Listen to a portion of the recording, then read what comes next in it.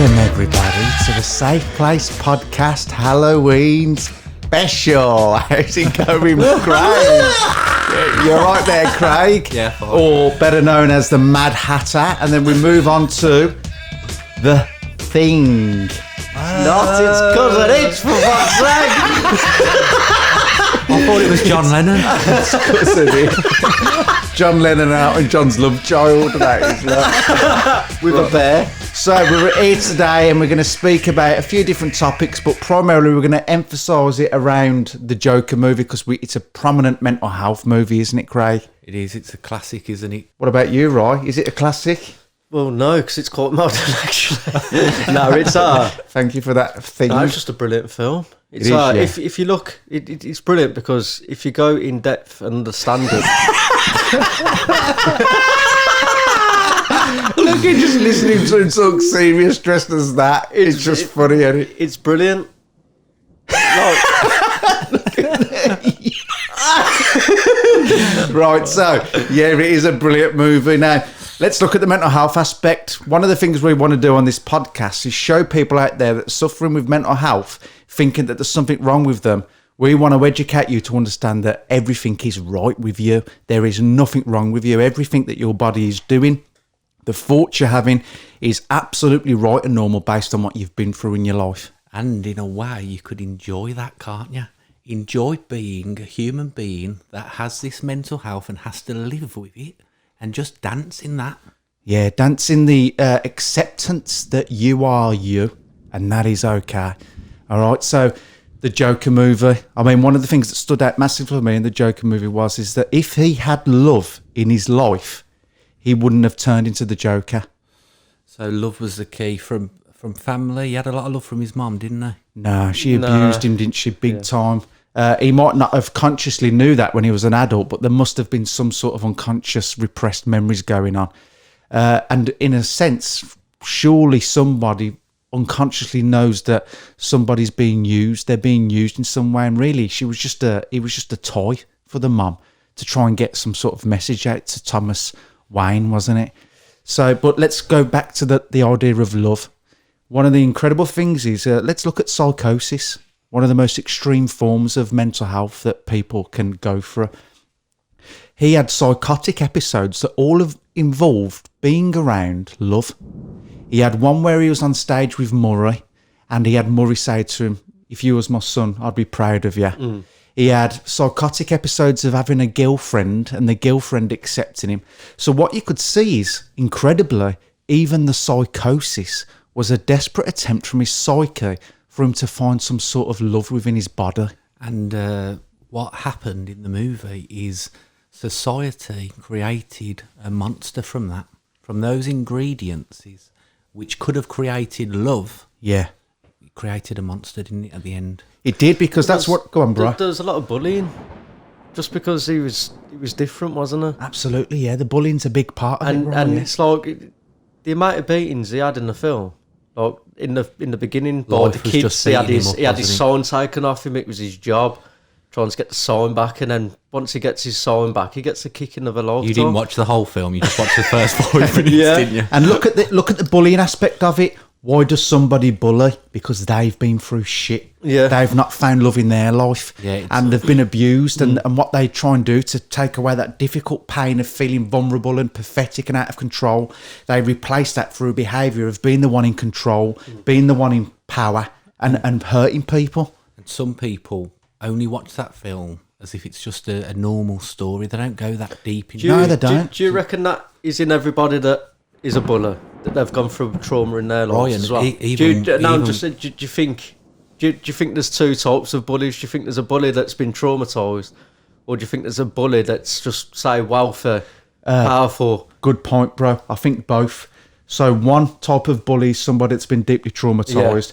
There's another type of bully that's been around bullies. Yeah. They get nourished and loved for being Yeah, that yeah. type of person, and then they can only express Yeah, it through that's that exactly way. it. So you get the two polarised Because opposites, obviously don't you? you got the scene on the train as well. Some Wall Street guys, Yeah. young lads, loads of money, drunk on a train, and they just pick on him because he's sitting there laughing on his chair. Well, Yeah. you know, the strange thing in that movie is he didn't create the ideology of the Joker.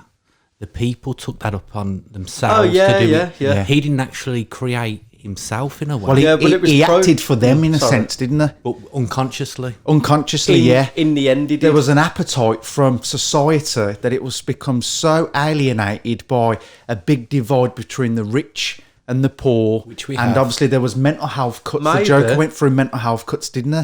And it's like, in a sense, all that's doing, the Joker is showing you, in a sense, a documentary of what's going on now in Yeah. this real world. Maybe you think, maybe it's because you say love. He was already dressing up as a clown because it was his job. Yeah. So he felt connected to be a And clown. what was that job? He wanted to be nice and make Yeah, people laugh. but what I It's mean is incredible. that the people that dressed up as clowns in the protest, he must have saw them as an icon to him, as someone that can accept him Yeah. for who he is. No, absolutely. So he wanted found- to be a part of the found- Joker protest, didn't he? Yeah, he found the love in the end There you through go, yeah. through people promoting the badness that was coming out of Yeah. him, didn't they? Yeah. If I was to evaluate this and pretend it's a real person, let's just pretend it was a documentary, I would evaluate it as this was a guy who was not given the right medication, not having the right social life, Yeah. having low self-esteem from all this environment, Yeah. and the outcome of that is a projection that is in every single one Yeah. of us to put that pain into the don't reality. think- And would you say the outcome is normal? I mean, that's Yeah. what it made.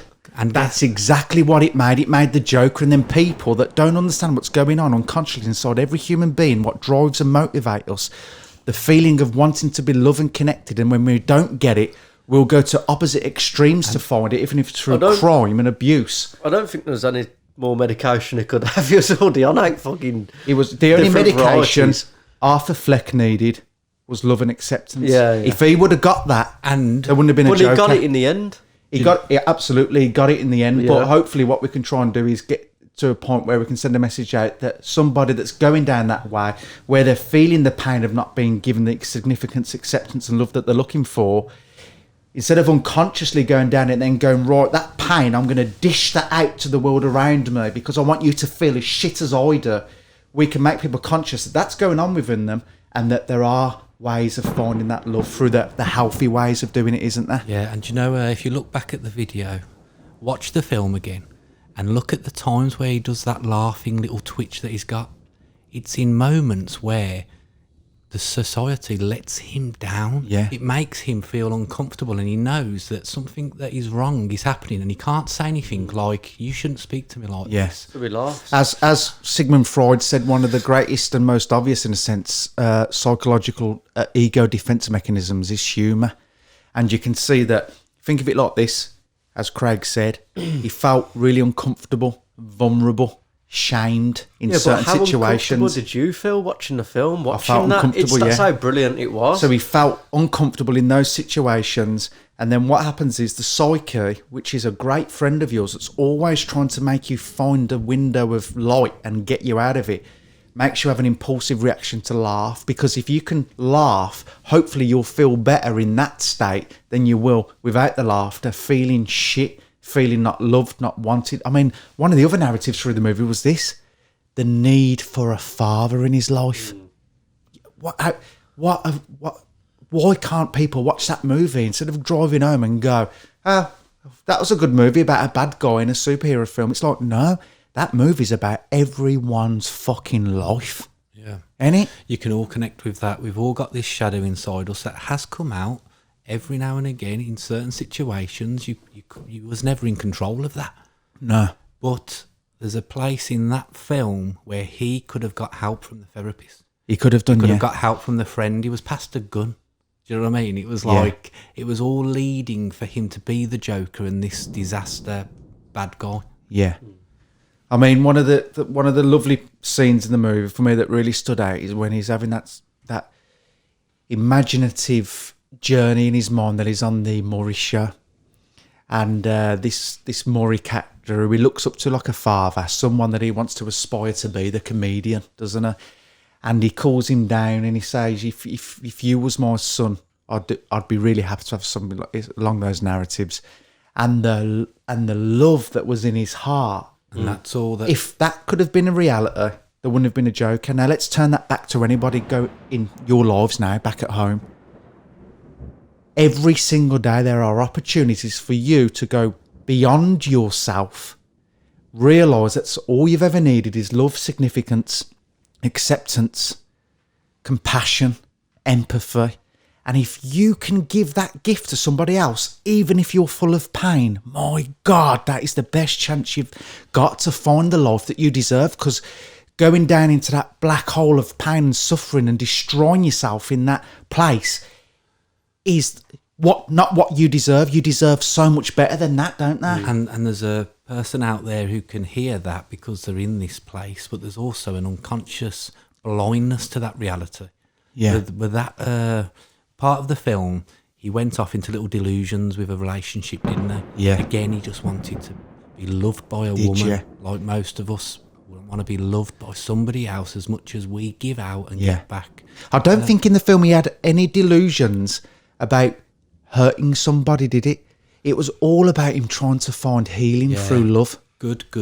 And Yeah. at times he was happy. He was dancing. He was Yeah. smiling. He was this happy character. There's a girl that I've been counselling. Obviously, I can't say her name for confidentiality reasons, but she's been suffering a lot emotionally, and it's brought out bad behaviours inside of her, and she has been completely let down by every type of system that you can get on.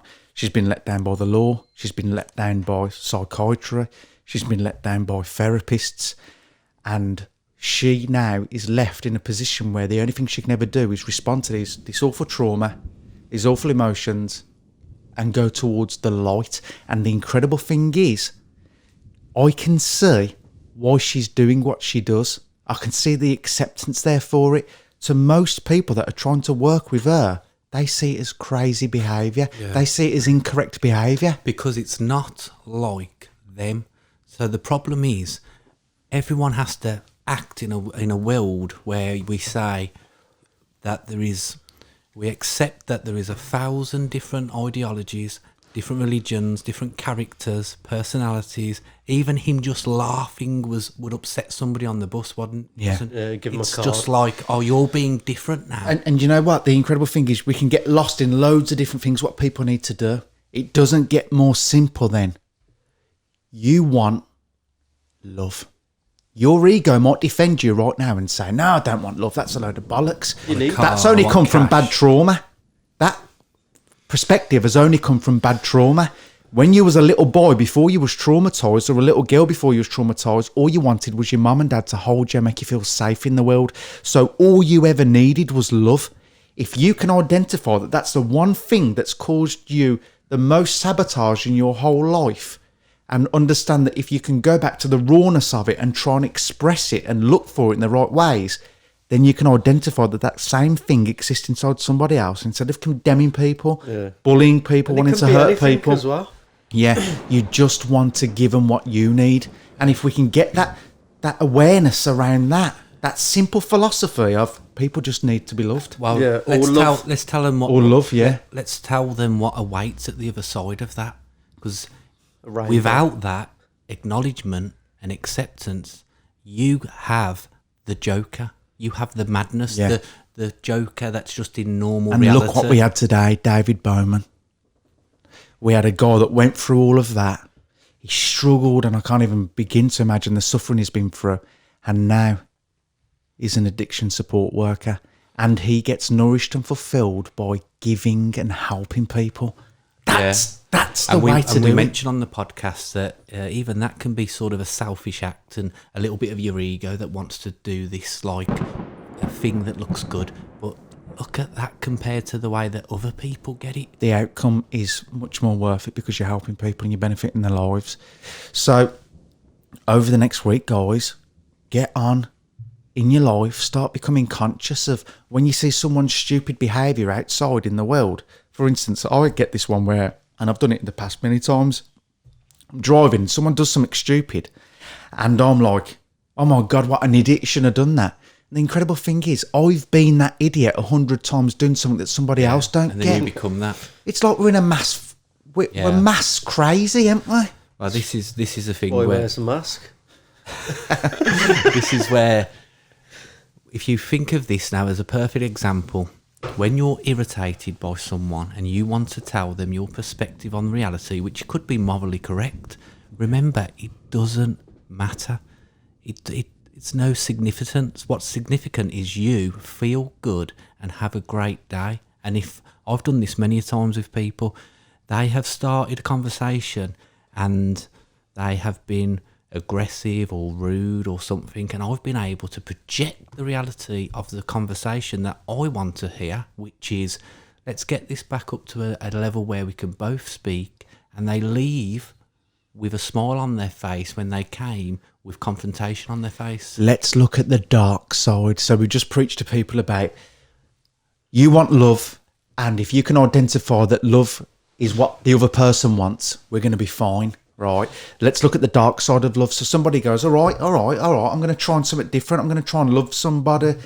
There's an unconscious desire and need that hopefully you'll get that love returned, because all you want is love. If you don't get that same level of love in return, out comes the pain. And what happens is you feel the pain. Oh my God, I gave that person something. I sacrificed something of myself to give to that person. Look how they've treated me. Look how they've disrespected me. And then before you know it, you're stuck in the pain again, losing all control of over what you should be doing. You know what I mean? Mm. The puppets have basically got the strings, haven't they? Yeah. Anger and temper makes you do things that... Anger and temper that makes you do things what? It's like... It doesn't make you think right or no, think it don't. straight. Yeah, when you lose think your temper, you're just completely in a blur in the moment. That's it. You're just reacting, aren't you? You're reacting. Yeah. So at the end of the day, I mean, what the messages that we have to keep sending out on this podcast is, and it's massively important, you've got a mental health condition. You've been diagnosed with a mental health condition. You're at home thinking there's something wrong with you because you have a mental health condition. Guess what? It means that you've got everything normal going on with you. It means that you've got nothing wrong going on with you. And unfortunately, some people are addicted to this get out of jail card. They accept it. They are a victim of their own circumstance. And all we're saying is, if you get this awareness that we're talking about, you will see that the mental health doesn't exist. Mental health doesn't exist in the ways that most of culture understands it. There are extreme cases of psychotic episodes that are definitely, you could put into the category of mental health, but when it's deeply understood, all you realise is somebody's looking for desperate attempts to heal. It's like that lady that we've seen who's suffering with schizophrenia. Suffers with schizophrenia. She was in school, a normal girl, nothing wrong. Then all of a sudden at university, she starts hearing voices in her head to hurt people. Oh my God! Who's that?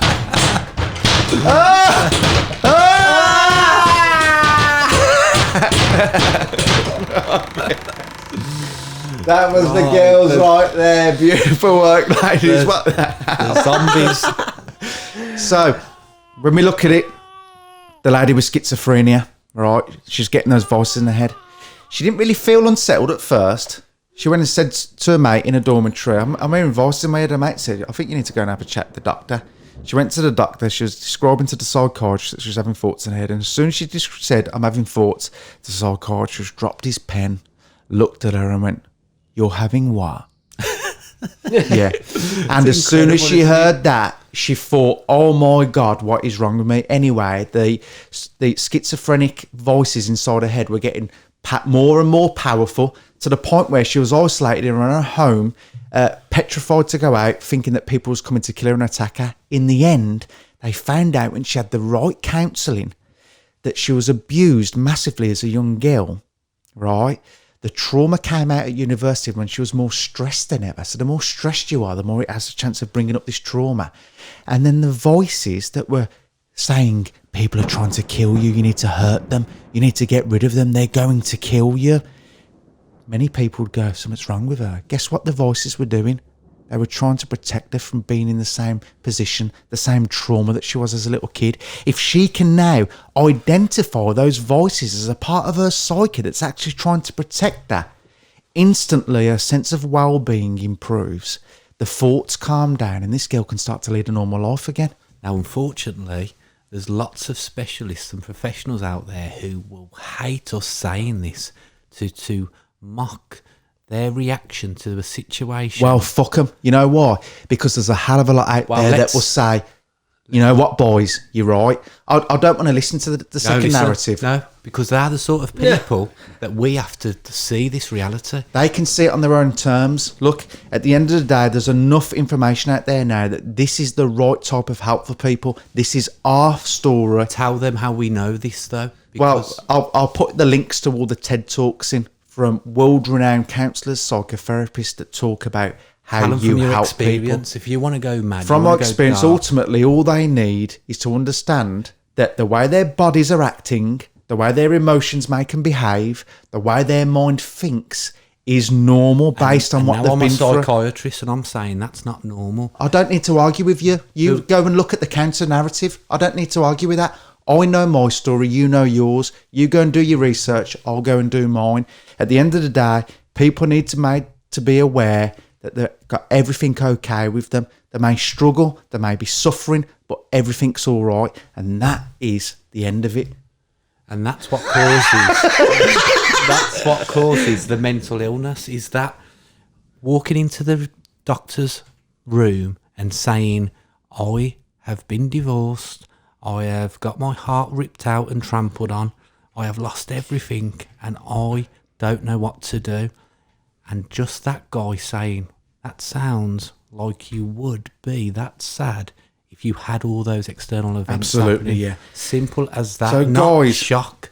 Love, we've got to try. But what the people talk about aspiring. I need more money. I need a career. I need to stand out.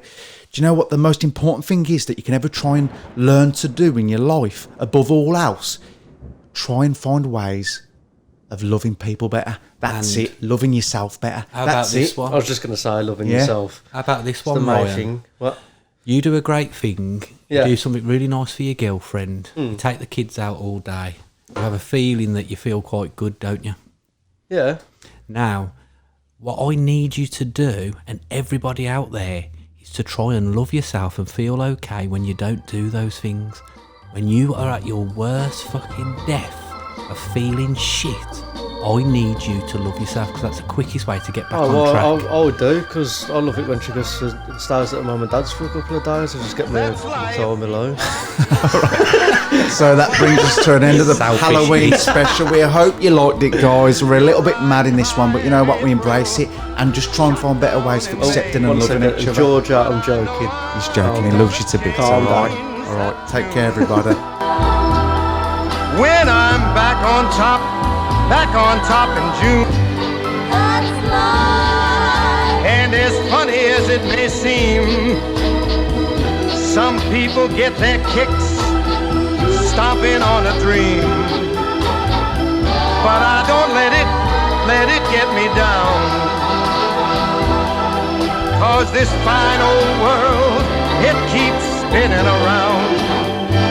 I've been a puppet, a pauper, a pirate, a poet, a pawn and a king. I've been up and down and over and out.